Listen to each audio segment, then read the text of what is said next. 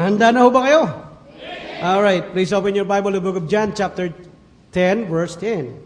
John, chapter 10, verse 10. Nakita nyo na po? All right. Verse 10, the thief cometh not, but for to steal, and to kill, and to destroy. I am come that they might have life, and that they might have it more abundantly. Dakilang Diyos, amang makapangyarihan sa lahat, Panginoon, kami po'y lumalapit sa inyo sa oras pong ito. Dalangin ko, Panginoon, na linisin niyo ang aming mga puso at aming mga kaisipan upang kami muli ay maging karapat-dapat sa inyong harapan sa oras pong ito.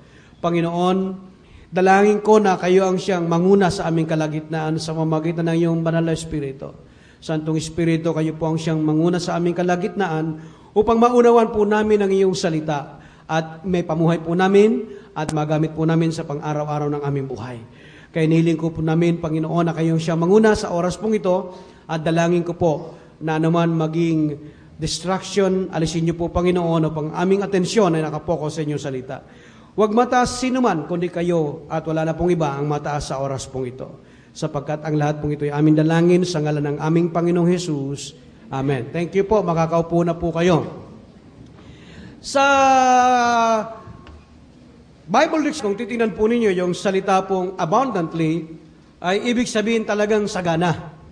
Ito po ay kumpleto na. Pag sinabing abundantly or abundant, ay kinabibilangan po ito ng joy, ng kagalakan, ng kapayapaan, ng kasaganahan, at ng tagumpay. Okay? Kasi makikita po natin, meron tayong makikita ng prosperous, success, joy, peace, kung ano man na gusto naman itong mangyari. Pero dito po, yung salitang abundant ay nandoon nakapaloob sa ang lahat pong yun. Ngayon, halimbawa po ay, narito po ako, halimbawa. Sabihin ko, Brother Adrian, malayo tingin mo.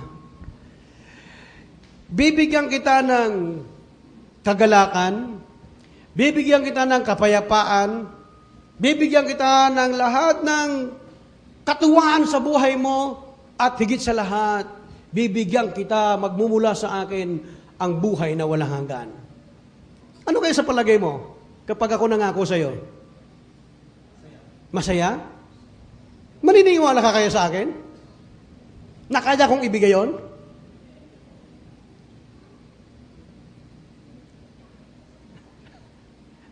Nasayahan ka agad siya. Pero ang tanong ko maniniwala ka kaya na kaya kong ibigay yon? Hindi. Bakit po? Hindi naman ako si Jesus Di ko kayang ibigay ang buhay na walang hanggan. Hindi ko pwedeng ibigay ang kagalakan, kaligayahan, anumang mga bagay sa buhay na ito sapagkat hindi ko talaga kaya yon.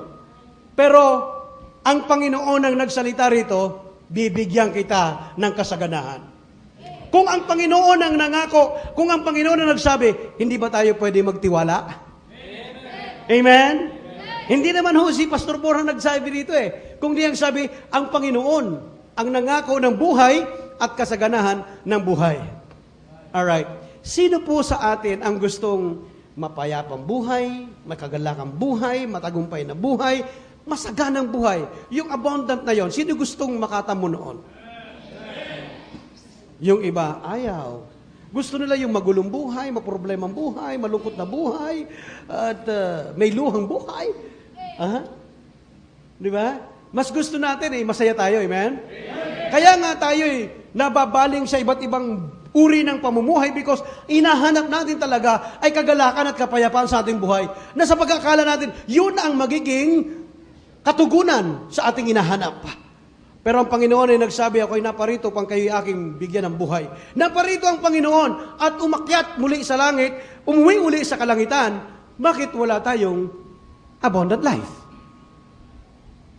Amen?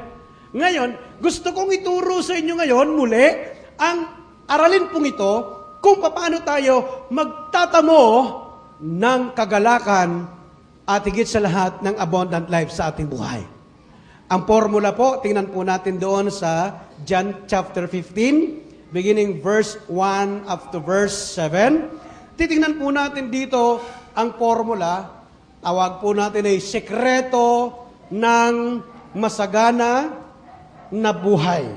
The secret of abundant life. Ang pag-uusapan po natin. Tingnan po natin dito ang sikreto. Dito natin ibabase sa ating pag-aaral. Ba't kayo namamatay ng mga ilaw?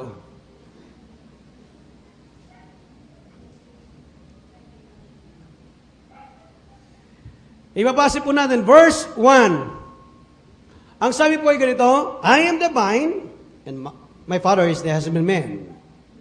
Every branch in me that beareth not fruit, he taketh away, and every branch that beareth fruit, he purgeth it, that it might bring forth more fruit. Now ye are cleansed through the word which I spoken unto you. Abide in me, and I in you, as the branch cannot bear fruit of itself, except it abide in the vine. No more can ye, except ye abide in me. Verse 5, I am the vine, ye are the branches. He that abideth in me, and I in him, the same bringeth forth much fruit, for without me ye can do nothing. If a man abide not in me, he is cast forth as a branch, and is withered, matutuyo, and men gather them, and cast them into fire, and they are burned. Verse 7, if ye abide in me, and my words abide in you, ye ask what ye will, and it shall be done unto you. Dito po sa mga talata pong ito, pinapakita po, tinuturo po, isinasalarawan po ng Panginoon ang tunay na puno at ang mga disciples po ay ang mga sanga. Naunawa po ninyo? At doon sa sanga ng ubas, nandoon ang bunga. Wala sa puno. Okay. Isinasalarawan ng ating Panginoong Jesucristo, tinuturo rito yung tinatawag po nating masaganang buhay. Dito po sa talata pong ito, makikita po natin kung paano tayo magbubunga at ano-ano mga bunga na po pwedeng mangyari sa buhay natin bilang isang Kristiyano. Okay. Ngayon, nakahanda na ho ba kayo? Now, si Kristo ang puno ng ubas, ang disipulo ang siyang sanga. Ngayon, ang unang tanong natin muna, gusto ko munang linawin, paano ka magiging sanga ng tunay na ubas? Kinakailangan maging disipulo ka. Paano ka magiging disciple ni Jesus Christ? Paano ka makakabit doon sa sanga? Alright? Alright. Ngayon, dito yung ating makikita, walang iba kundi pag pinagsisihan mo yung kasalanan, tinanggap mo si Jesus na tagapagligtas, Panginoon ng iyong buhay, ikaw ngayon ay anak na ng Diyos. Diba? Binigyan karapatang maging anak ng Diyos. Ngayon, kung anak ka na ng Diyos, disipula ka na ng Panginoon, nakalagay po rito sa talata po, na tayo po ay magbubunga. Number one, ang sekreto ng buhay na nagbubunga. Ano po ang sekreto ng buhay na nagbubunga? Unang-una, dapat nating matandaan na maraming klaseng uri ng bunga na mabubunga sa ating buhay. Okay, naunawan pa ninyo? Ang unang bunga ay sa Roma 1:13, huwag nyo na buksan doon. Ang sabi po ni Apostol Pablo, yung bunga doon ay yung bungang naakay niya mula sa kasamaan patungo sa kabutihan, mula sa kapahamakan patungo sa buhay na walang hanggan. Sa mga tuwid, ang unang bunga ng Kristiyano ay yung bungang naakay mo sa Panginoon.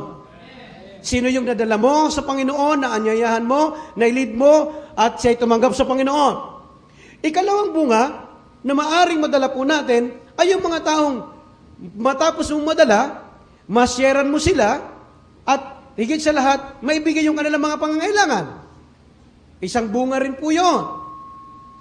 Ang ikatlong bunga po ay yung isang tao po, i-develop po natin na magkaroon ng magandang karakter. Ang tawag po, dinidisciple po siya. Ano po? Matapos po siya makakilala sa Panginoon, binabalikan kayo, pinupuntahan kayo, kinakausap kayo, binabible study kayo, tuloy-tuloy para lumago kayo sa pananampalataya. Ang tawag doon ay bunga sa Panginoon. Pwede rin yung pagpupuri, pagpapasalamat sa Diyos, pagkakaloob sa Panginoon, isang uri ng bunga rin po yun ng bawat isa sa atin. Naunawan ba niyo? Ito yung mga uri ng bunga ng bawat isa sa atin, ng bawat sanga. At ngayon, tanong natin, ano naman ang magiging benepisyo ng bunga? Ano yung mga benepisyo na maging bunga? Na kung titingnan po ninyo sa banal na kasulatan, sa unang Juan, sa ikatlong Juan, 3 John, verse 4, nakalagay doon na yung bunga dito ay yung kagalakan ng tao. Halimbawa, bigyan ko ng halimbawa, maging sa unang Tesalonica 2, talatang 19-20. Kapag yung tao, nadala mo sa Panginoon, yung tao, nagkakaroon ng kagalakan. Katulad nga po nung kwentuhan namin doon, sa aming aralin doon sa Sunday School kanina, mula nung tinanggap ang Panginoon ng isang tao, sabi nila, nagkaroon na silang kakaibang pakiramdam. Nagkaroon sila ng kakaibang pakiramdam. Sa makatuwid, nung siya'y naging Kristiyano, naakay na dala sa Panginoon, may kakaibang kagalakan ang naramdaman ng isang tao. Alright? Mukhang parang, kayo? Parang seryosong-seryoso yata kayo. Okay. Talagang sinusundan niyo yung sinasabi ko, no? O malayo naman ang isip mo. Sana naman si malayo ang tingin lagi. Parang tulala. Para kayo mga naengkanto na naman. Alright? Okay. Ganito yan. So, ako'y naniniwala na hindi naman kayo babalik-balik dito kung wala kayong kakaibang naramdaman mula nung tinanggap niyo ang Panginoon. Bakit naman kayo magtsatsaga rito na pabalik-balik kung wala namang kasiyahan? Amen? Kaya yung bunga nito, yung nag-share tayo, nakita natin yung tao na nag-i-enjoy, nagkaroon ng kagalakan sa kanyang buhay. Alright? Nakapunin niyo. Okay? So kaya makita po natin yung bunga nito, binipisyo nito yung mga tao na bunga natin, nag-i-enjoy sila, at higit sa lahat, sila po ay, alam po ninyo mga kapatid, bilang Kristiyano, sabi nga ng Panginoon sa Book of Acts chapter 20 verse 35, it is more blessed to give than to receive. Ibig sabihin, kapag nag-share ka ng Ebanghelyo, nagbahagi ka ng salita ng Diyos, nagbibigay ka, tumatanggap. Amen? Pero alam natin, na kapag ikay nagbigay, mas mapalad ka kaysa sa tumatanggap. Alright? Salita ng Diyos. Ibinigay mong libre, tumanggap siya, natuwa siya. Pero higit sa lahat, mas meron kang nararamdaman kagalakan sa puso mo. Pag meron kang nakitang taong sineran at natutuwa siya. Mas tuwang-tuwa ka sa sarili mo. Amen?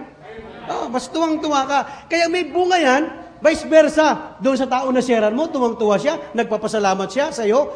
At ikaw din, tuwang-tuwa rin sapagkat nag-i-enjoy ka rin habang nakikita mo siya na may bunga ka. Alright? Ganun po yan. At higit sa lahat, makikita po natin na yung bunga natin, na nade-develop po siya katulad ng kay Kristo, yung bunga ay nakikita natin yung Galacia 5, talatang 22-23, yung pag-ibig, yung kapayapaan, kagalakan, kaamuhan, kabaitan, lahat nakikita natin, ito yung mga bunga na nangyayari, binipisyo po ng taong nadala natin sa Panginoon, siya'y nagbubunga ng kabutihan. Yun ang mga binipisyo. Nagkakaroon siya ng kagalakan. Kung magkaganon, yung bunga natin at tayo mismo, nagkakaroon ng tinatawag na abundant life. Yung saganang buhay. Abundant life na tinuturo, na inu-offer ng ating Panginoon sa bawat isa sa atin. Okay, yun ang sikreto po yan. Being branch of the true vine, that is Jesus Christ, and bear fruit. Nagbe-bear fruit tayo, nagdadala tayo. But susunod, ano yung ikalawa? Ikalawa, the secret of bearing fruit is abiding. Ang sikreto po ng pagbunga ay abiding. Alright? Nakupo ninyo. Ang sabi ng Panginoon, maliban na kayo'y nakakabit sa puno, hindi kayo magbubunga. At kapag hindi kayo nagbubunga, puputulin at matutuyo at ilalagay sa kalan. At yung nagbubunga naman, lalo niyang lilinisin, ipupurge niya, ibig sabihin, iaalagaan niya, ibig sabihin, ipoprons niya, alagaan niyang maigi para lalong magbunga. Okay. So kapag itong halaman na ito, katulad nito, pag naputol ho ito, sa puno niya, sa palagay niyo kaya bukas, magsasanga uli ito? Ito, pag pinutol mo, lagyan mo man ng gamot, hindi po ito magtatagal ng 1 linggo, 1 buwan, na hindi lanta. Nasariwa, ibig sabihin. Ito, kapag pinutol mo sa sanga niya, sa puno niya, bukas, siguradong lantutay na to. Bakit to? Tanggal sa puno. At kapag kahit na nakakabit ka sa sanga, at ikay tuyo, hindi ka rin magbubunga. Bakit? Considered ka na patay. Kaya pag naapakan ka nung umakyat doon sa sangang iyon, pag naapakan ka, mahuhulog. Naging dahilan ka pa ng pagkahulog. Aha, ganun ang nangyari dyan. So kaya nga, paano magbubunga? Paano magbubunga? Tingnan po ninyo, yung word ng Panginoon sa verse 4. Okay, sabi sa verse 4, ano sabi niya? Ang sabi po ng Panginoon, abide in me, manatili kayo sa akin, at ako ay sa inyo. Yan. Dalawa, vice versa po yan. As the branch cannot bear fruit of itself, yung sanga ay hindi magbubunga ng ganang sarili, except maliban na siya ay nakakabit sa puno. Okay? Kaya sabi niya, except ye abide in me. So maliban ng Kristiyano, nakakabit sa kay Kristo, hindi po siya magbubunga. Yung word pong abide, kung bibilangin po nyo dyan, 10 ulit na binanggit ng Panginoon. 10 ulit pong binanggit ng Panginoon the word abide, hanggang sa verse 10. 10 ulit. So, ano ibig sabihin? Kinakailangan ako, ikaw, ay nakadikit sa puno. Para yung sangang ito nakadikit sa puno, lahat ng sustansya ng sanga, lahat ng vitamins and minerals, dapat magmumula sa puno. Tama po ba? Bakit? Sapagat yung puno ang siyang nakakaugat at nandoon sa lupa na kumakain ng mga vitamins and minerals para siya mabuhay. So gayon din po ang bawat Kristiyano na kinakailangan tayo nakadikit. Bakit? Sabi sa verse 5, without me, you can do nothing. Ang sekreto ng pagbunga ay isang simple lamang na salita, nakadikit sa puno. Okay, naunawan po ninyo. Sapagat kapag nakahiwalay ka sa puno, siguradong hindi ka mabubunga, malalanta ka. Alright, sumunod. Abiding in Christ ay ito po ang paraan, hindi lamang po kapag tayo nakadikit magbubunga, kundi ito po ay paraan para tayo ma-empower ng Panginoon. Bakit po? Sapagat yung sustansyang dadaloy dito sa puno, sustansyang aabot din sa sanga. Okay? Kaya kung ano yung power ng puno, yun din yung power ng sanga. Kaya kung ano yung puno, yun din ang sanga at yun din ang bunga niya. Imposible po na yung santol ay mamunga ng chiko. At yung chiko ay magbunga ng kamyas. At yung kamyas ay magbunga ng guyabano. Hindi po, ang guyabano ay magpuproduce na guyabano. Okay? Naunawan po niyo? At sinulat ni Apostol Pablo nang sabi niya tungkol dun sa empowerment ng Kristiyano, ang sabi niya sa Filipos 4, talatang 13, sabi niya, I can do all things through Christ, which strengtheneth me. Ang lahat ng bagay ay magagawa ko kay Kristo, doon, kay Jesus, kay Kristo, sapagat siyang nagpapalakas sa akin. So kaya nga lahat ng nagagawa natin, ito'y dahilan ng gawa ng Diyos sa buhay ng bawat isa sa atin. Okay? Naunawan po ninyo? So, kaya kinakailangan po, yung power na ito, available po Sapagat kung ikay Kristiyano, nakadikit ka kay Kristo, ang kinadidikitan mo ay may kapangyarihan. Okay? Doon sa unang Korinto 1, talatang 24, tinanggap mo si Kristo na nakapagligtas. Si Kristo, pinakikita ni Apostol Pablo, siya ang karunungan, siya ang kapangyarihan ng bawat mananampalataya.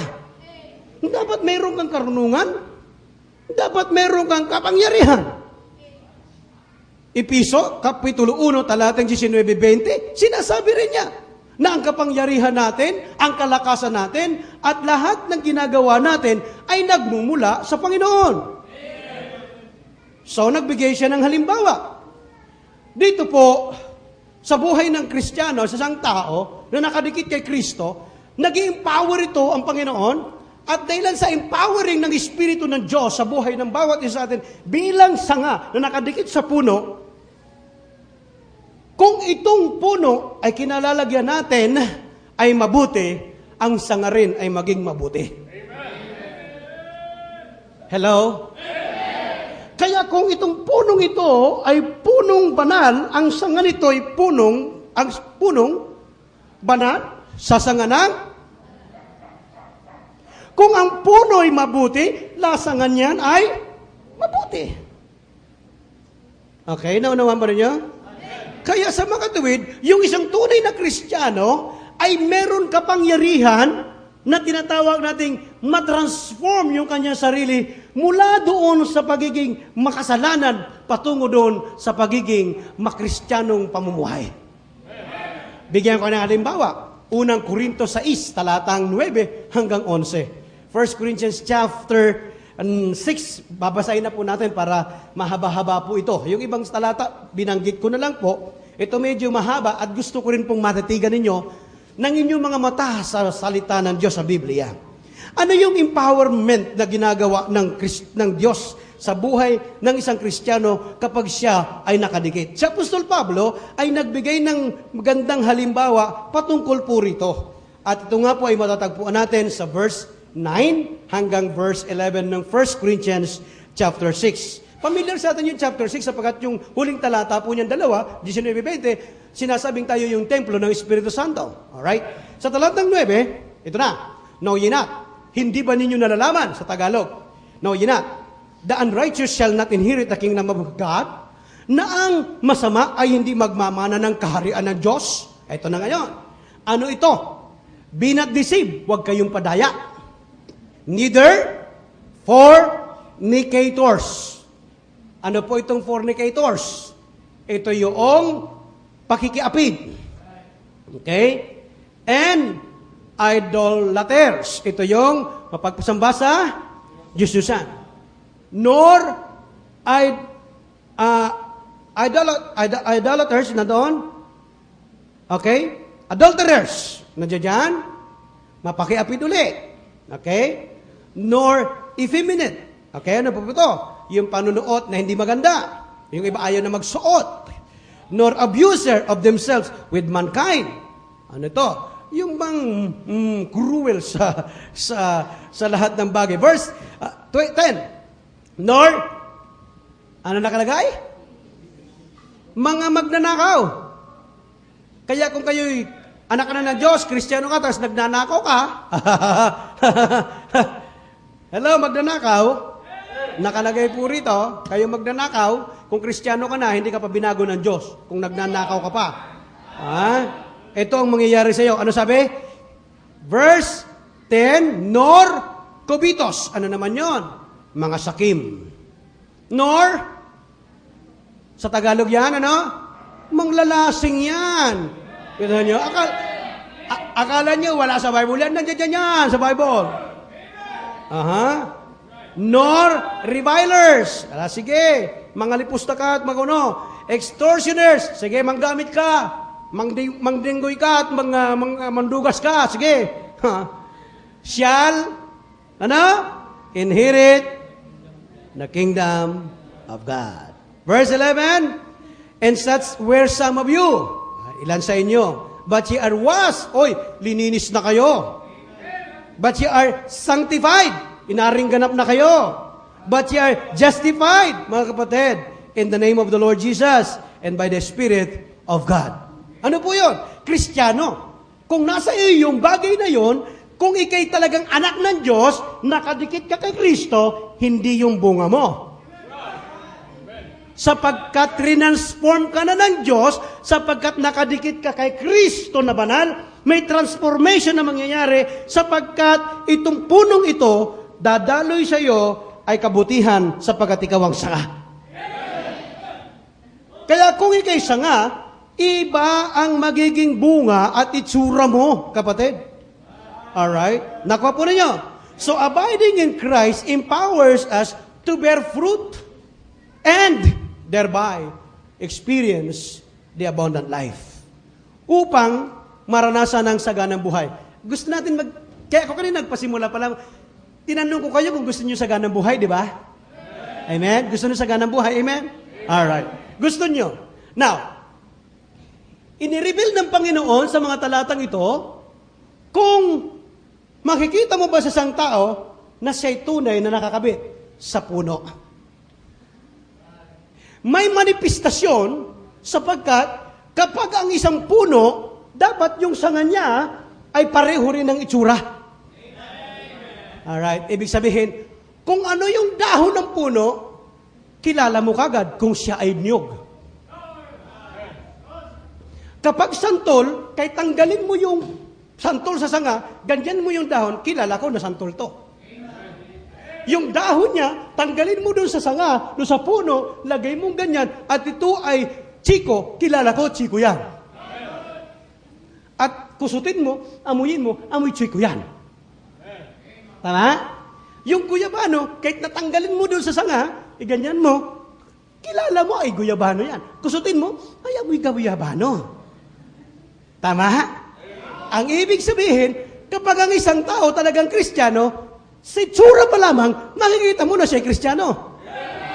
Okay? Tingnan po ninyo. Ano ibig sabihin? Yung sekreto ng abiding is what we call obeying.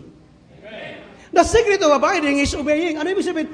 Dapat, kung talagang nakadikit ka sa puno, susunod ka sa puno. Tama? Amen. Yan hubang ubas, isang malaking puno o baging? Baging. Kapag nakakita ka ng puno at malaki di mo mayapos at aakyat ka, akit ako dito sa ubas, imposible yata yun. Bakit naman? Sapagkat ang ubas ay isang baging. Bakit yun ang ginawa ng halimbawa ng Panginoon? Sapagkat ang ubas kung magbunga, langkay-langkay. May 30, 60, 100. Isang buwig. Tama? Marami ang bunga. Hindi isa-isa. Alright. Okay. Nagkakaintindihan ho tayo. Ano ibig sabihin nito? Obeying the commands of Jesus. Nakadikit ka kay Jesus eh. Alright? By keeping His command, we abide in His love. Bakit po? Sa verse 10. Tinan po ninyo sa verse 10. Doon po tayo lagi sa John chapter 15. Huwag kayong aalis doon. Sapat doon talaga pabalik-balik lang doon. Verse 10. Anong sabi? If ye keep my commandments, ye shall abide in my love, even as I kept my Father's commandment and abide in His love. Ano ang sabi? Unang-unang manifestasyon, bunga ng nakakabit sa Panginoon, pag-ibig. Hello? The fruit of the Spirit is what? Love. Kaya sabi rito, keep my commandments, at kinip mo yung commandments, ano doon? Isang bagay na makikita, I love. Bisita ho namin, bakit kayo namin pinuntahan? At bakit kayo kinulit ng mga nagbisita sa inyo? Amen? Ang dahilan, mahal kayo sa pangalan ng Panginoon. Kasi kung hindi namin kayo mahal, ang iyong kaluluwa, patungo sa impyerno, papahamak, kung wala kaming pagmamahal sa inyo, hindi namin kayo pupuntahan. Bakit kami gumagastos? Bakit kami nagpapagod? Bakit kami gumaganito? Sapagkat ang dahilan, mahal namin ang iyong kaluluwa. Ang unang tumutulak sa amin ay ang pag-ibig na mula sa puno na ito ng Panginoon. Sapagkat ang unang mahal ng Panginoon ay ang kaluluwa. Yun ang ibig sabihin po niyan. Now, by keeping His commands, we will be His friends. Bakit to? Verse 14, na nakalagay dyan. Chapter 15, verse 14. Book of, ano tayo lagi? John 15, ye are my friends, if you do whatsoever I command you. Ang ganda, no? Kayo'y aking kaibigan kung sinusunod niyo ang aking utos. Isipin mo, kaibigan ka na Jesus. Pag naging kaibigan mo si Senador Villar, ang yabang mo. Bakit? Kaibigan ko yan. Senate President yan. Yung sa artista yan, lahat yan, kaibigan ko yan. Ang yabang mo. Kaibigan ko yan. Artista yun. Kaibigan ko yan. Sabi niya, wala ka. Talo ka ng lolo ko. Kaibigan niya si Presidente. Lalong mayabang. Kaibigan ko yun eh. Di ba? Pero ito mas maganda. Pwede mong ipagmalaki yung mga sa showbiz, kakilala mo, kaibigan mo, o sino man dyan, nakilalang tao, prominenteng tao, mayamang tao. Pero sasabihin ko sa iyo, kaibigan ka na Jesus na may-ari na lahat ng bagay. You are my friends if you do keep my commandments, sabi ng Panginoon. Pag sinunod mo yung kautusan ko, ikaw ay kaibigan ko. Hindi niyo ba alam at hindi niyo may kagagalak na kaibigan ka ng Panginoon? Amen? Bakit? Sinusunod mo ang Panginoon. By keeping His commandments, we abide in Him. Tandaan po natin yun. Obedience is the key to abiding in Christ. Ang pagsunod ay ang susi, okay, sa pagkadikit o pananatili sa Panginoon. Yung pagsunod. Alright? Bukod yan, ano yung prinsipyo ng abiding? Ang prinsipyo ay tungkol sa pagsunod pa rin. Yung abiding, ang prinsipyo ay nakadikit ka pa rin. Yun ang principle po diyan. Bakit po? Ano sinabi niya sa talata? Siya, ang sabi niya, mahal ko kayo sapagkat ito'y pagmamahal na ito'y galing sa Ama. Nabasa niyo sa talata? Ano yung basang talata natin? Tingnan po niyo sa chapter pong yan. Verse 10. Okay? If you keep my commandments, you shall abide in my love, even as I have kept my Father's commandments and abide in His love. Okay? Sa kanyang pag-ibig. Ibig sabihin, kung si Jesus, ang Panginoong Jesucristo, ay uma-abide doon sa Ama, at inibig tayo, dahil yung pag-ibig ay galing sa Ama, at inibig tayo, vice versa rin po, umiibig tayo, dahilan, nag-govern din tayo ng Panginoon sa ating buhay. Amen. Ano nga po ang ibig sabihin? Sabi, yung bang sakit ninyo ay, ano tawag dito? Namana. Di ba? Sino sa inyo nakakita ng sakit na nalaman nyo yung sakit? Kaya pala may sakit ito ng ganito. Kasi yung mga ninuno niyan, ganyan talagang sakit. Namana nila. Hereditary. Tama? Kasi yung nanay nila, kung magluto, maalat. Pagdating sa nanay mo, maalat din. Pagdating sa iyo, yun din na nakita mo at nalasahan mo, maalat din. Yun din itunuro sa anak mo, maalat din. Kaya lahat kayo may high blood, may sakit sa bato, kahit na ano, namana-mana nyo lahat. Dugtong-dugtong. Tama? Alright. Namanan nyo ngayon. Okay. Ngayon, kung ang Ama ay may pag-ibig yung anak. Tama? Ay tayo naman ang anak ni Kristo, anak ng Diyos. Ano ngayon? Galit. Wala na kaibig ko. Wala na kaibig ko. Di ba? Pag-ibig dapat. Bakit? Sapagkat yun ang lahi ng ating ninuno. Wala kayong makaimi, no? Siguro nito marami kaaway. Palaaway, ano? Palamura, no? Palaaway. Kunting bagay lang, away dito, away doon. Di ba? Kung ninuno mo mabait, dapat mabait ka rin. Di ba? Imposible naman yun. Sasabihin, kanino bang anak yan? Kaya ano ho? Ay, kaya pala. Ay, ganyan din ang tatay niyan eh. Di ba? Yun ang sinasabi ko. Kaya, doon nakikita yung prinsipyo na yun. Okay? Naunawan mo rin yun? Okay.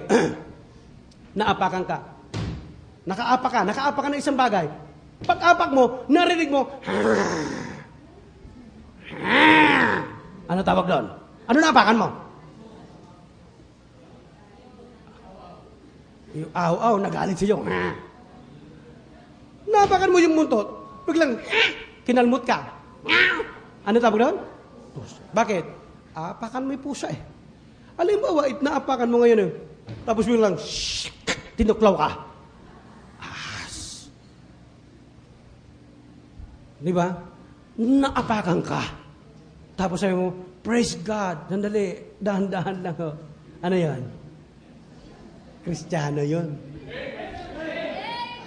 Sabi, aray ko. Nakangiti. Dugdong-dong ko naman. Kristiyano yun. Pero kapag naapakan mo, demonyo yun.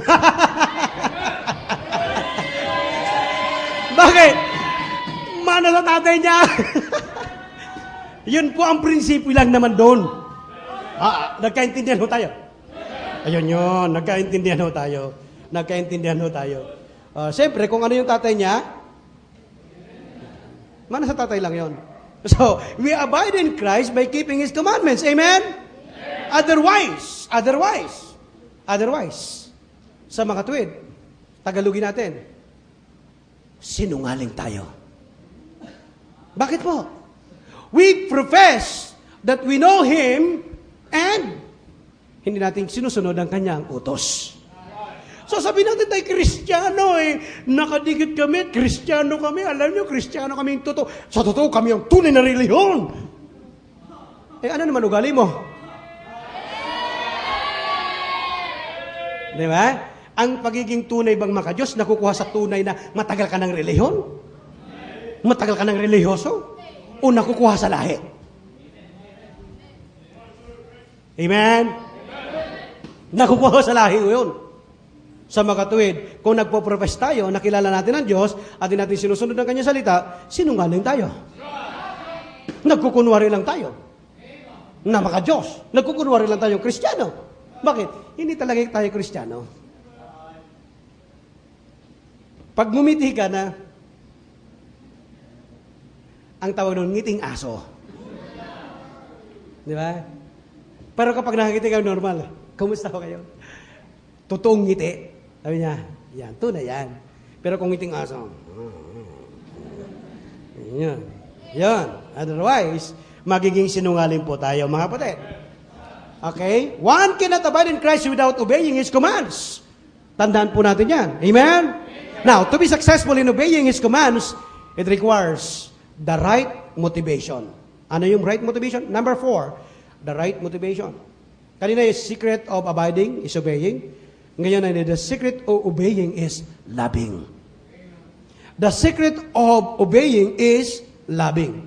Tatlong pagkakaiba-iba po ng rason ng pagsunod. Ano po ito? Una, na rason. We can obey because we have the level of fear. Kaya lang tayo sumusunod sapagkat natatakot tayo. Di ba? Kaya lang naman tayo sumusunod sapagkat meron tayong takot na nadarama. Okay? Para ano? Maiwasan ang parusa.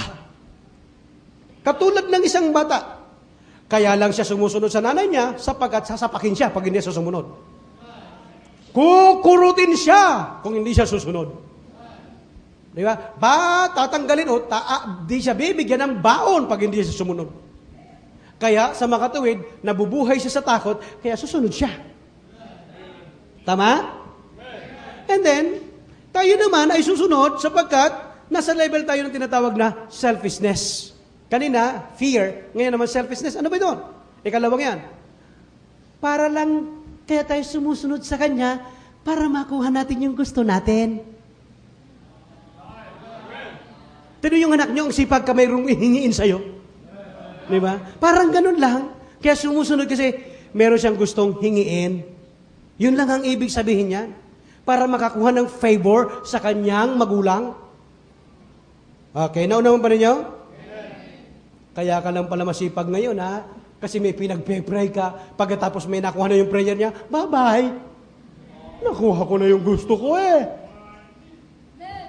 Para kang lalaking natanso ka, matapos makuha ka, iniwanan ka na. Parang ganon. Mga Kristiyano ganon, natapos kinuha niya na at nahiling niya sa Diyos, nakuha na, bye-bye. Hindi ganon ang Kristiyano, amen? Ang pangatlo, kaya lang tayo sumusunod because we want the level of love. Saan tayo? Fear, selfishness, or love? Ano ka na yung love? Because we love the person and we are obeying.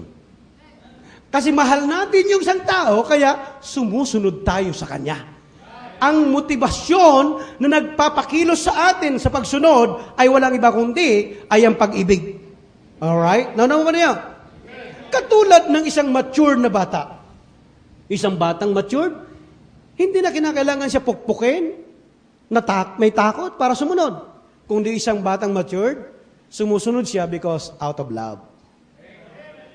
Sa magulang niya, sumusunod siya out of love. May pag-ibig na sa puso niya. Now, people, makinig po kayo. May mga tao talaga sumusunod lang sa Panginoon sapagkat magandang pakiramdam niya ngayon, bukas hindi na. Alright? Anong klaseng Kristiyano naman kaya yan? Alright? Hindi lang yan. Makinig po kayo. Jesus desires obedience out of love. Ang gusto ng Panginoon ay yung pagsunod natin ay nagmumula sa pag-ibig. Amen? It appeals of our sense. Tingnan po ninyo, chapter 14. Diyan din sa book of John, chapter 14, verse 15. If you love me, keep my, what? Commandments. Verse 23. Ano sabi niya? And Jesus answered and said unto him, if a man love me, he will keep my words. And my Father will love him, and I will come unto him, and make our abode with him. Ano ibig sabihin po ng talata? Kung mahal mo ako, susunod ka. Alam niya, sa verse 24, tingnan po ninyo, he that loveth me, not keepeth my saying, not my saying, sabi niya, and the word which ye hear, not mine, but the Father's which sent me. Alright. Ang linaw po yan. Ano ibig sabihin? Alam po niya na kapag sumusunod tayong walang pag-ibig, ay hindi natin, tanda natin, nang hindi natin sinusunod yung Ama, hindi ang Panginoon. Alright? Nanawan pa rin niyo? Nang ibig sabihin, the secret of consistent obedience ay pag-ibig, labing. Yung pag-ibig, yung labing mga kapatid. Alright? Naunawan ho ba niyo? Labing. Tingnan po ninyo.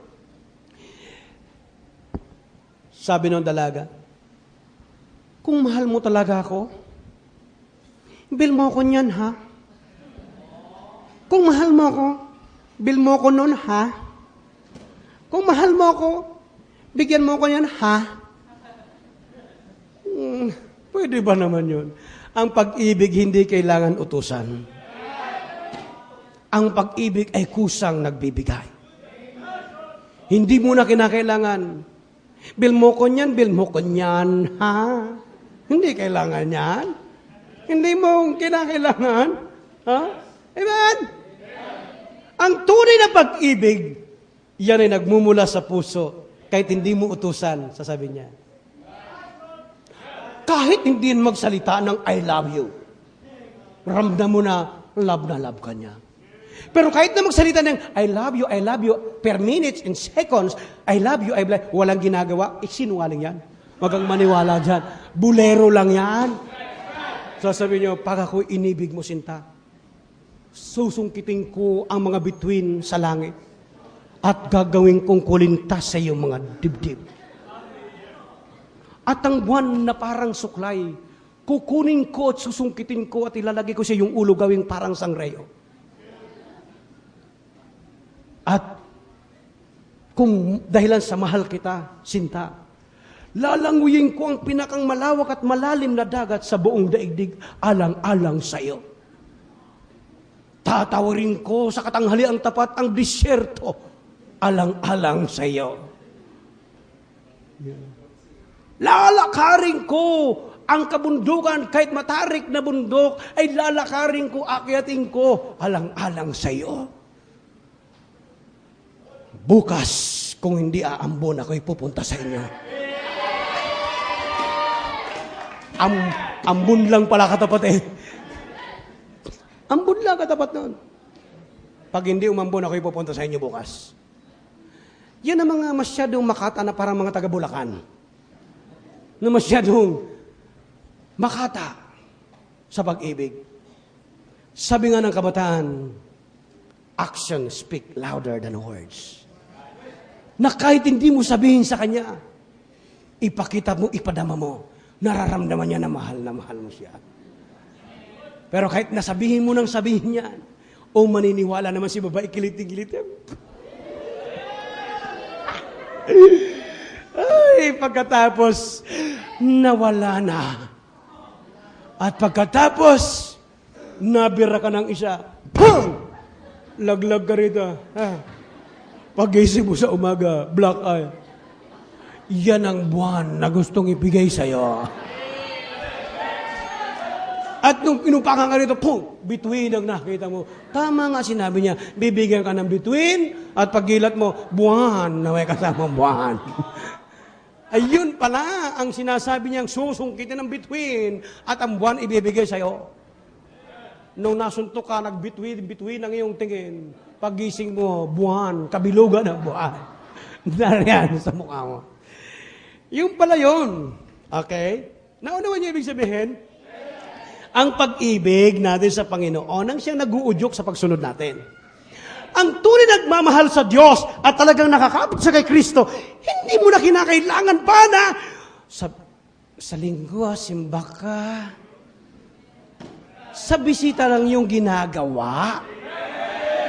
Sa membro ng simbahan at Kristiyano ka na at nakadikit ka na rito, hindi mo na kinakailangan imbitahan. Bakit? Nakadikit ka dyan eh. Ngayon kung nakadikit ka dyan, alam mo pag linggo, sasamba ka sa Diyos. Dahil sa mahal mo ang Panginoon, sabi kang makita lagi, tuwing linggo ang Panginoon. Makausap ang Panginoon. Diba? Hindi naman kayo nananabik araw ng linggo, sana linggo na, sana linggo na, makita ko si pastor. Hindi naman yun, wag. Kaya naman gusto niyo sabik na sabik kayong dumating ang linggo sapat magpupuri tayo sa pangalan ng Panginoon. Kaya kung may pag-ibig tayo at nakadikit tayo sa Panginoon, kusa na yan pupunta sa simbahan. Yung grabe pa, kailangan sunduin pa ng musiko para umabante. Hindi na kinakailangan may musiko pa. Kinakailangan tayo may pagsunod sa Panginoon. Amen? Ganun po, dapat. Amen? Alright. Sapagat mahal natin ang Panginoon, mahal din natin yung ating kapwa. Lalo yung kapatiran. Mahal dapat natin yan. Ipakita natin, ipadama natin yung pag-ibig sa kanila sapagkat ang pag-ibig na yan ay pag-ibig mula sa Panginoon. Amen? Why do we obey Jesus? Sapagkat ang pag-ibig ay nasa atin. So yung nag-move sa atin ay ang pag-ibig mula sa Panginoon. Amen? So, we will abide in Jesus and bear fruit through our union sa Kanya, sa Panginoon. Ang resulta, abundant life na ino-offer sa atin ng Panginoon. Amen? So, what is the secret of true love for Jesus? The secret of loving is knowing. Knowing. The secret of loving is knowing. Ano ibig sabihin ko? This should be, ito, alam mo mga self-explanatory po ito na sinasabi ko. Sa totoo, dapat hindi na ito elaborate pa, ipaliwanag pa. Ibig sabihin, pagmahal ng asawang lalaki, si asawang babae, ang basihan po nito ay yung pagkakakilala nila sa isa't isa. Love between husband and wife based on knowing each other. Yung knowing and understanding ng bawat isa. Alright? Yun po, naiintindihan po natin yun. Ano po? Naintindihan po ninyo. Yung strong friendship are also based upon knowing each other. Sino po sa inyo yung meron ditong best friend? Best friend. Oh, ang dami. No? Pati si Ricky, meron ka rin best friend? Okay. Marami may best friend.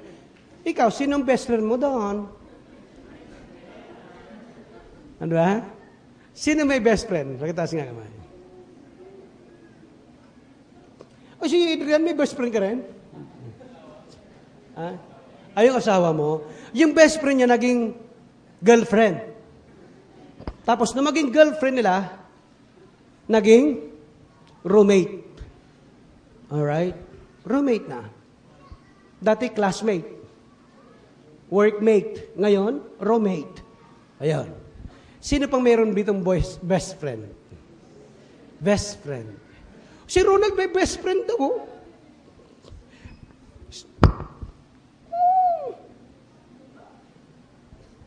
Kita nyo? Meron daw siyang best friend. Baka meron ka ng ano? Wala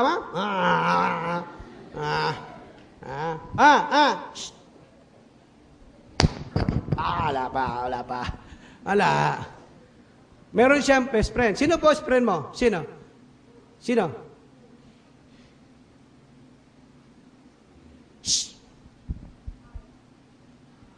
Mark! Alam niyo kung bakit sila mag-boyfriend? Nagkamali ba ako? Alam niyo kung bakit sila naging best friend? Lagi silang nag-uusap. Nag-aasaran yan dalawang yan. Lagi nag-aasaran yan eh. Ang nag-aasaran niya, ang lakas mga sarili. Lalo si Alaskador yan eh. Alaskador. Kung ano-anong inaalaskan niya eh. Nagahawan kami. Pinagtatawa na. Alaska yan. Alaska yan eh. Oh. Na-Alaska. Mga Alaska yan eh. Nagahawan kami. Alaska ng Alaska. Mag-best friend sila. Alam niyo kung bakit? Lagi silang nag-uusap. Kahit mga lawang nag-uusap pa rin sila. Sino yung naging best friend nyo? Siguradong, kaya kayo naging mag-best friend, lagi kayong nag-uusap. Hindi naman kayo maging best friend. Best friend na tayo? O, sige. Susunod na pa nagkita tayo. Best friend? O, best friend. Sunod na taon, best friend? Hindi! Kaya tayo nagkaka-best friend because tayo po'y nag-uusap sa isa't isa. Nagkakaroon ng komunikasyon o nagkakaalaman sa isa't isa. Knowing each other. Kaya pag sinabi mong best friend mo yan, alam mo kung saan nakatira. Alam mo kung sino siya. Alam mo kung ilang edad niya. Alam mo kung anong sekreto niya. Di ba? Bakit? Best friend mo siya. Oh. Brad, may best friend ka? Saan ang nunal ng best friend mo? Di ba? Alam mo yun kasi best friend mo siya eh. Saan kiliti ng best friend mo? Di ba? Kasi ano ang kahinaan ng best friend mo? Di ba? Ano ugali ng best friend mo? Kasi best friend mo nga, pati ugali, lahat ng bagay, alam mo bakit mag-best friend sila eh. Naunawan niyo, ibig sabihin ka? Alright. Ngayon, ang magkakapatid sa pananampalataya, nagkakaroon ng pagsisikap, effort, na magkakilala rin sa isa't isa. Bakit? May pag-ibig eh. Kung may pag-ibig ka sa isang tao, kikilalanin mo kung sino siya. Tama? Kaya alam ba ninyo kung marami na i-inlove sa text? Madaling dumiga sa text eh. Mas madali pa kasi sa pipi. Di ba? Oh, amen sila eh. Bakit? Pag text, ang lalakas ng loob yan dumiga. Araw-araw, oras-oras, text ng text. Back and forth siya. At pag binasa yung text niya, kilig na kilig. At hindi binubura yung mga text na nakakakilig sa kanya. Pagsalitain mo yan sa harapan na harapan, yung may talkers talagang eyeball kayo sa eyeball, di ba? Ano yung sinabi mo sa text mo?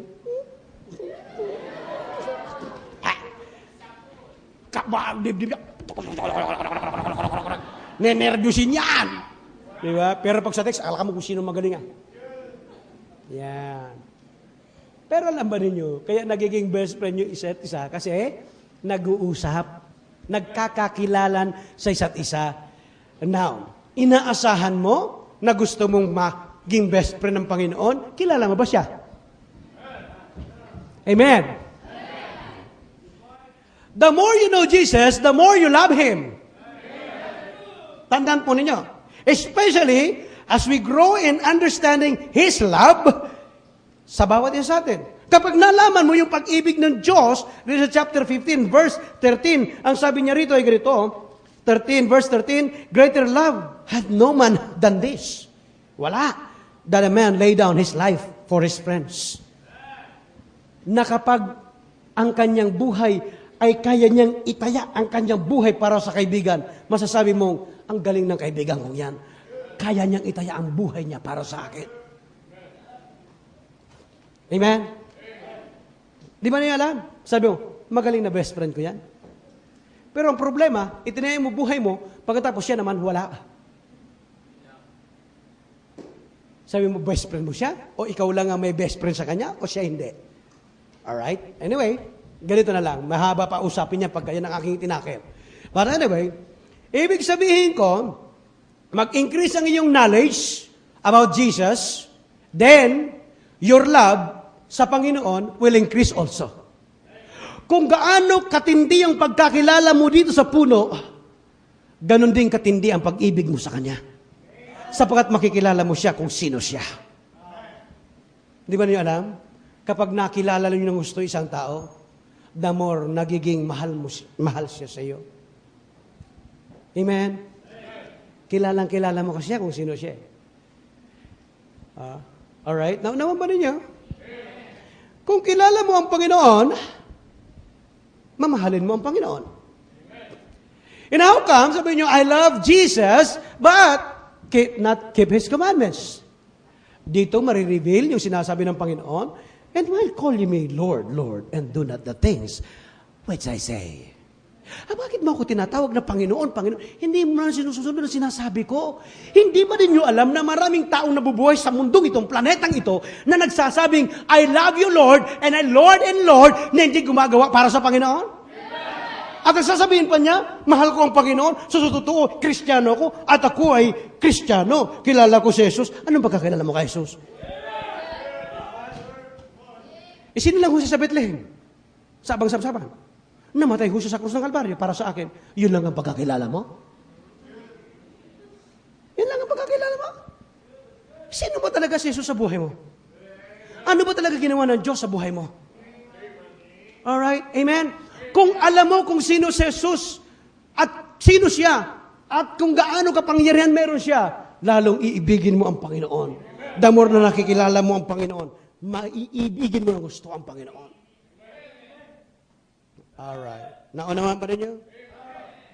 And this leads us to the final secret.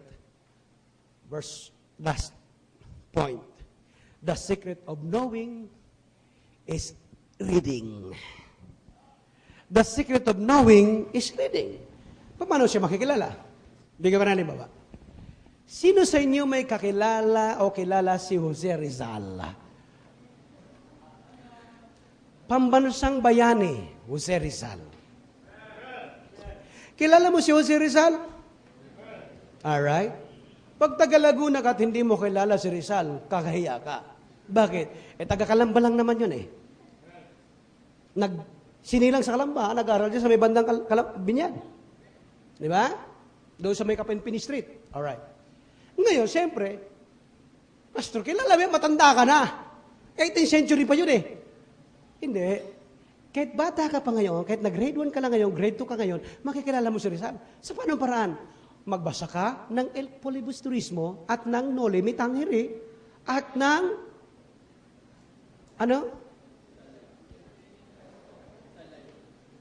yun nga, Rizal Life. Kaya saka, ano pa?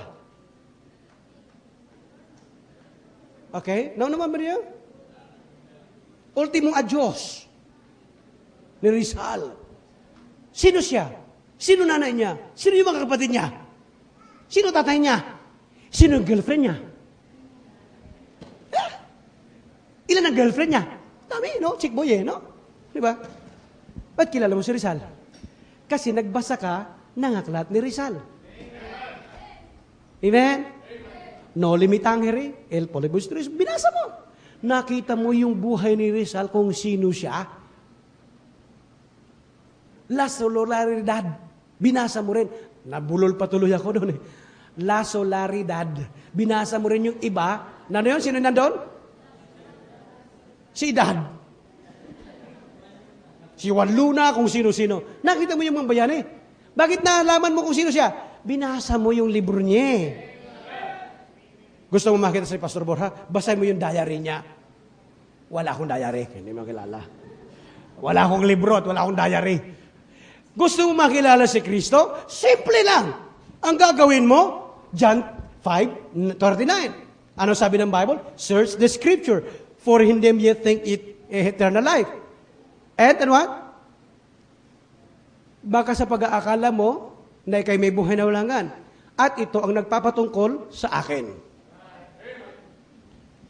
5:39 po ng Book of John.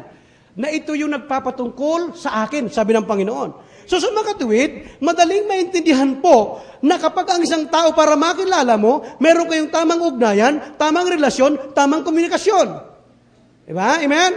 At higit sa lahat, tamang komunikasyon, magkakakaintindihan kayo sa isa't isa, at ito ang Panginoon, sa tamang komunikasyon sa Diyos, ay walang iba, Biblia. Biblia lang ang tamang komunikasyon natin sa Diyos at panalangin sa Diyos para makilala mo si Jesus kung sino. Walang iba kundi basahin mo ang Biblia, makikilala mo siya. The more na binabasa mo, the only reliable source for Jesus is kanyang Bible. Ang Bible. Yun lamang po. Hindi mo makikita ang pangalan ni Jesus sa tiktik. Hindi mo makikita doon ang buhay ni Jesus sa ano pang mga dyaryo dyan? Sa Inquirer, sa Bulletin, di ba? Sa comics, sa mga booklet na love story. Di mo makikita ron eh. Makikita mo lang ang Bible, ang kalooban ng Diyos at sino si Jesus sa Bible. Nakatutuwa sapagkat maraming mga taong Pilipino nagsasabing kilala na si Jesus, hindi man alam ang Bible. Hindi, pastor, alam ko yung Bible eh. Ano mong alam mo sa Bible? May Bible ka ba? Wala nga eh. Paano magkakaroon ka ng pagkakilala sa Jesus? Wala ka nga Bible eh. Hello? Na ignorance of the Bible? Sabi ng Papa noon, ignorance to the Lord Jesus Christ. Ignorance sa Panginoon. Kaya kung wala kang alam sa Bible, hindi mo alam ang sinasabi mo. No. The more you read, the better you know Jesus. Makikilala mo kung sino si Jesus. Amen. Napakasimpleng sound lang po yan. Napakasimple at napakadaling unawain lang po yan, mga kapatid. Amen? By reading, we come to know. By reading, we come to love. By loving, we come to obey. By obeying, we come to abide. By abiding, we come to bear fruit. By bear fruit, we experience abundant life. Yan lang naman eh. Gusto mong sumagana buhay mo? Manatili ka sa Panginoon. Ngunit maraming mga Kristiyano nakalulungkot. Pinapababayaan ang pagbabasa ng salita ng Diyos. Alam niyo ang sabi ng Bible sa Psalms 1:1? Psalms 1:1, verse 1. Blessed is the man that walketh not in the counsel of the ungodly, nor standeth in the way of sinners, nor sitteth in the seat of scornful. Verse 2. But his delight, ang kanyang kaligayahan, is in the law of the Lord. And his law, both he meditate day and night. At ang kautusan ay binabasa niya, binagbubulay-bulay niya araw at gabi. Ngayon, pag binagbulay-bulayin mo araw at gabi ang salita ng Panginoon, ano mangyari siya? Verse 3, and he shall be like a tree planted by the rivers of water that bringeth forth his fruit in his season. And his leaves shall not wither, and whatsoever he doeth, what? Shall prosper. Ang ganda, no? Yung nagbabasa na salita ng Diyos, ano sabi rito? Ang kaligayahan niya sa salita ng Diyos. At ang sabi rito, kung kaligayahan mo to, ito'y babasahin mo araw at gabi. At pag binasa mo araw at gabi, ikay magiging katulad ng isang halaman na nakatanim doon sa tabing ilog na mayroon sapat na tubig. At sabi rito, magbubunga ng kanyang kapanahunan at maraming bunga. At anuman ang kanyang gawin, siya'y magtatagumpay. Gusto mong anumang gawin, magtagumpay? Sumunod ka sa Biblia. Gusto mong kahit na ano gawin mo, magtatagumpay, sundin mo ang Panginoon. Amen? Nakalulungkot. Sapagkat marami mga tao, ninineglect ang pagbabasa ng salita ng Diyos. Neglecting the Word of God, kung bakit nakaka-experience tayo ng walang tagumpay na buhay. Kung gusto mo maging matagumpay ang iyong buhay, huwag mong nineglect ang salita ng Diyos sa buhay mo. Makinig ka sa aming bisita. Dinala ka namin dito, gusto namin magkaroon ka ng saganang buhay. Mapayapang buhay. Salita ng Diyos ang kasagutan. Kilalanin mo si Kristo na tagapagligtas Panginoon ng iyong buhay, sapagkat yun lamang ang tanging susi para ikay magkaroon ng saganang buhay. Kristiyano, member ng church, hindi ka magkakaroon, tatandaan mo yon, ng sagana at mapayapa at lahat na tinatawag nating abundant life, maliban nakadikit ka sa Panginoon, sa sapuno at ikaw ang sanga. Ang tanong, ikaw ba'y sanga, natuyo, o sangang nagbubunga? At kapag nagbubunga ka, aalagaan ka ng Panginoon para lalo pang magbunga. Kung ikaw'y nakasdikit sa punong ito, ito'y ubas, dapat magbubunga ka ng ubas. Amen? Hindi ka magbubunga ng ampalaya na mapait. At hindi ka rin magbubunga ng duhat sapagkat mapakla. Ang duhat at ubas magkahawig. Pero magkaiba ng itsura ang puno at higit sa lahat, magkaiba ng lasa. Yung isa'y mapait, yung isa'y masarap. at masustansya. Kapatid, kaibigan, makinig ka. Tanungin mo ang sarili mo ngayon, ako ba'y nakadikit sa puno? Pag sinabi, nakadikit. Tinanggap ko na si Jesus na tagapagligtas. Yes, nakadikit. Tanong, tuyo ka ba o sariwa? Sariwa. Bakit wala kang bunga?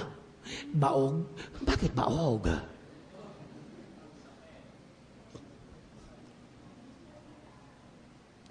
Alam ba niyo sa probinsya kapag ang isang puno hindi nagbubunga, kung baog, kinakapon. Pastor, paano pagkapon? Papaya, ayaw mo magbunga, tutusukin dito ng kahoy, bibiakin yung katawan. Tatagos doon. Magbubunga yan. Yung puno, ayaw mo magbunga, tatagain ka ng tatagaan para magbunga. Ang sakit nun ah. Alam niyo mga Kristiyano, pag ayaw magbunga, gusto pang salaksakin at gusto pang tagain ng tagain.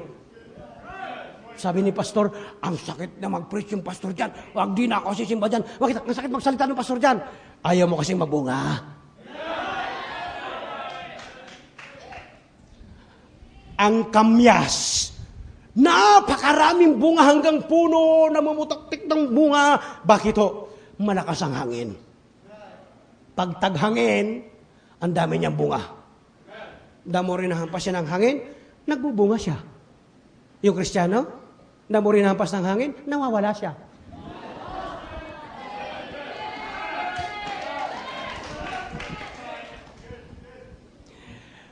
Kaibigan, ganito sabi ng Panginoon sa verse 11, chapter 15, "These things I spoke unto you, that my joy may remain in you, and that your joy may be full." Amen? Upang ang inyong kagalakan ay mapuno. Ang layunin po ng aralin pong ito, kung bakit pinahagi ko po sa inyo sa mga oras pong ito, ay wala pong ilayunin, kundi ang nais ko, ang mithiin ko, ang nasa puso ko, maging pagpapala sa inyo upang kayo ay magbunga ng saganang bunga. Magkaroon ka ng abundant life. Pero kung patitigasin mo yung puso mo, sabihin ko sa iyo, magiging parang ang tuyong sanga at kakatirin ka ng Diyos at isang apoy ay lalaglag ka. Pero kung Kristiyano kang nakadikit sa Panginoon, mauunawaan mo yung sinasabi ko, Lord, gawin mo kung sangang mabunga. At bunga, hindi lamang isang bunga, kundi 30, 60, 100 na bunga. Anong bunga mayroon ka na sa Panginoon? Mula nung tinanggap mo ang Panginoon, ilan na naging bunga mo? At anong bunga mo? Bungang araw?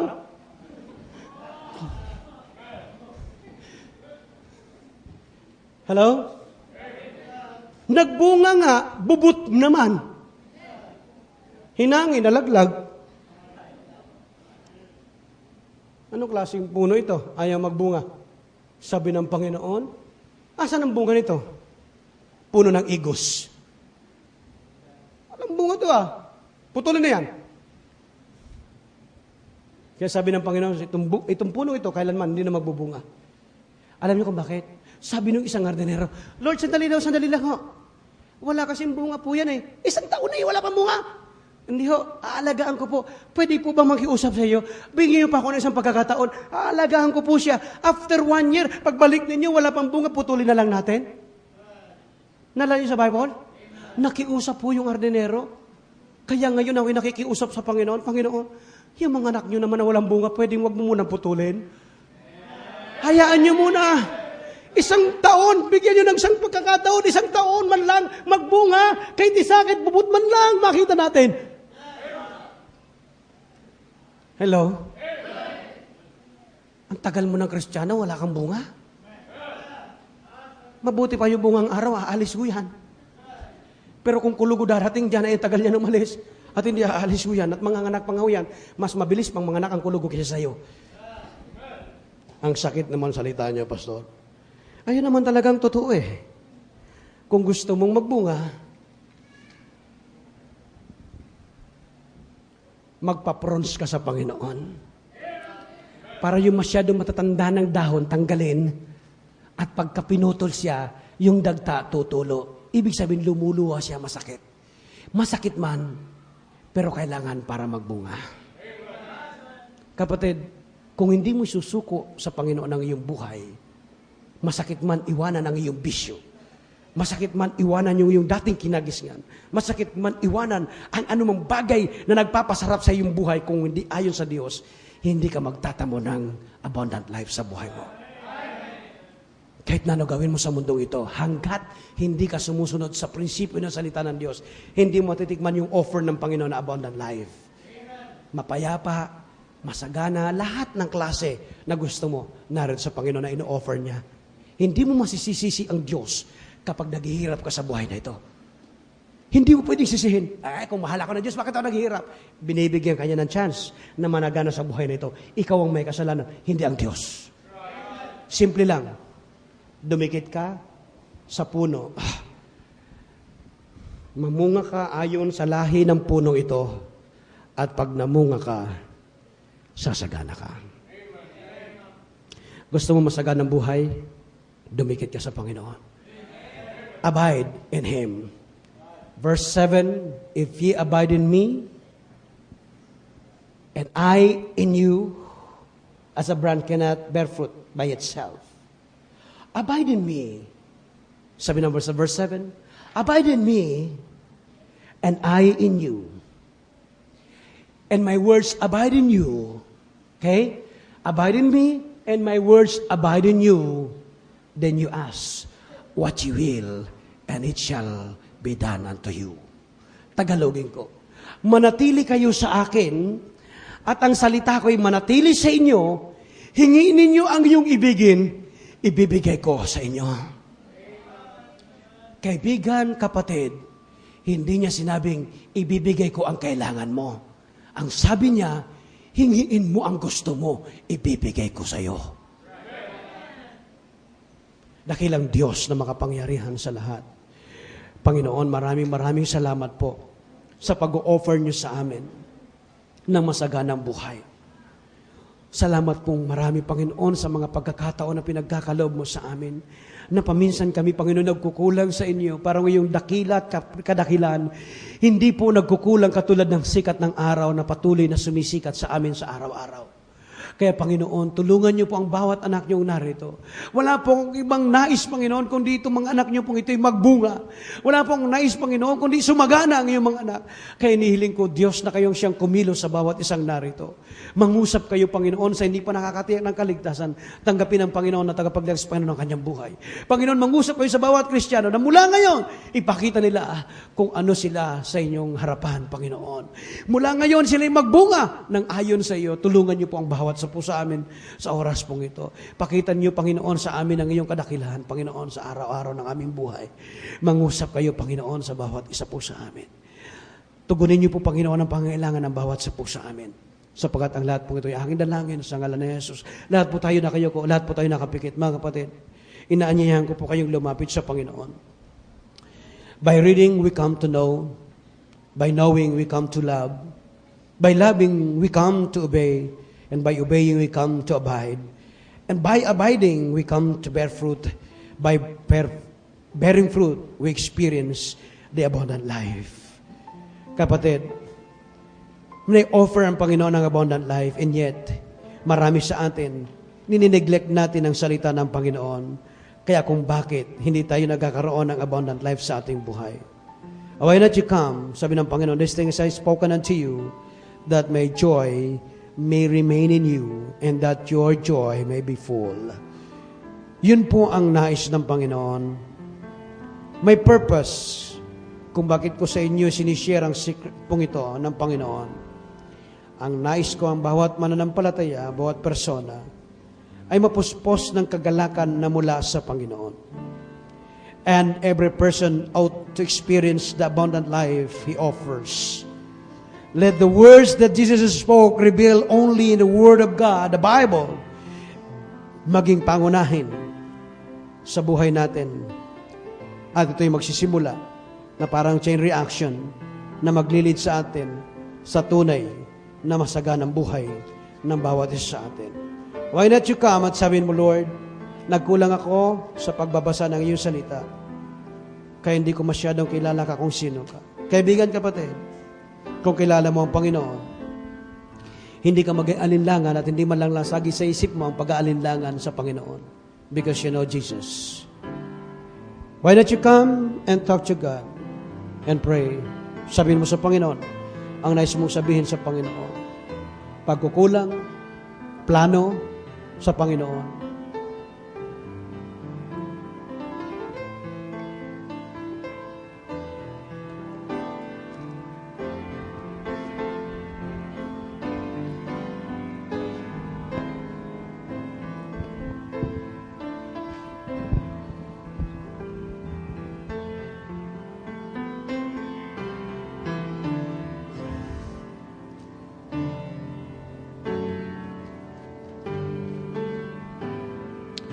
Dakilang Diyos na makapangyarihan sa lahat, Panginoon, kami po ay lumalapit sa inyo sa sandali pong ito.